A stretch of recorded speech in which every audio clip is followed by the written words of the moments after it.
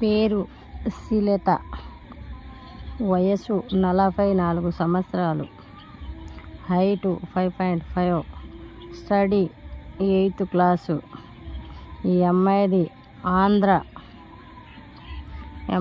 ఆంధ్ర గిద్దలూరు దగ్గర. ఈ అమ్మాయికి ఆంధ్ర అయినా తెలంగాణ అయినా ఎక్కడైనా ఇస్తారు.